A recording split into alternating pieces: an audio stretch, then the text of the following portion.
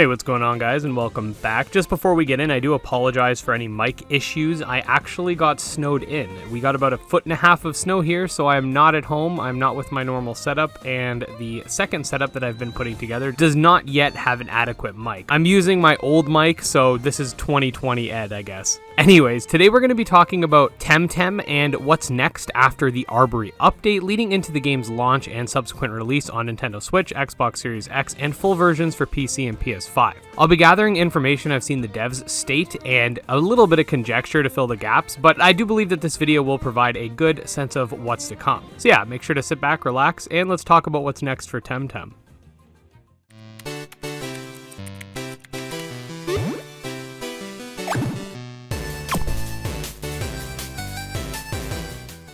Okay, so first thing to keep in mind is that Temtem's Arbory update is the 0.8 version of the game, and as you may have guessed, version 1.0 is going to be the full version. Subsequent versions of 0.8 will include future Arbory-related updates, which we'll get to in a sec, and 0.9 might not even end up happening, as Suki, the community manager, had mentioned to me. As of this recent update that launched in December, the Temtem story is now complete to the point where the credits do in fact roll, so you might be wondering why the game is still in early access. Well, for starters, the game's content updates happen in cycles, so even though Arbory is now out, it's actually not complete. Non-story related content, such as the ability to ride certain Temtem, the trading house, and Dojo wars, are on the way, and especially with the two latter, are very important for the game's longevity. Furthermore, there is still non-Arbory content in the works, such as the post-game, which will include but is not limited to the 7th mini-island, which will act as the Temtem equivalent to the Battle Frontier from Pokemon, and we could also potentially see some sort of battle against the 4 Arch-Tamers as well. Who knows, maybe they'll be the Temtem equivalents of Frontier Brains or something to that extent. Now, I was personally expecting that the post-game would be the 0.9 update cycle, and I'm sure that's still a possibility, but for now we could see that or potentially a jump right into 1.0. The devs have also been working on a cross-progression system and a public API for the game, allowing for fan tools to be implemented more easily. Now, all of this is mostly just talking about what's planned for 1.0. We do also have stuff coming post-launch, including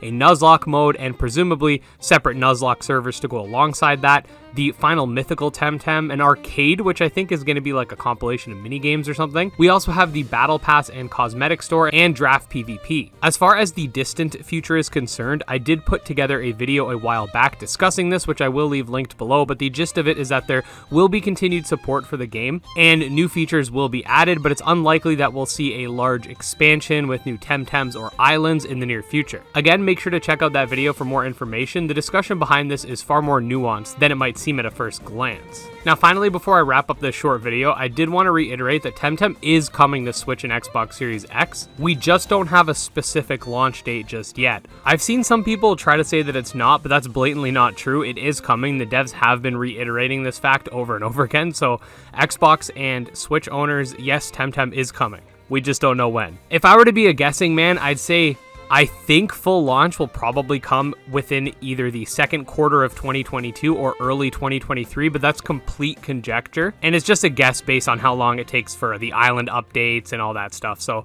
not confirmed, but potentially end of this year, early next year is my sort of thought process. But yeah, all that said, if you do want to stay up to date on Temtem or just the monster taming genre in general, definitely subscribe to the channel. I put out these types of videos daily. I mean, there is literally a snowstorm today and I'm still uploading from a separate location, so you guys know I'm dedicated. Anyways, you can also follow me on Twitter and Discord and check out my Patreon, all links in the description.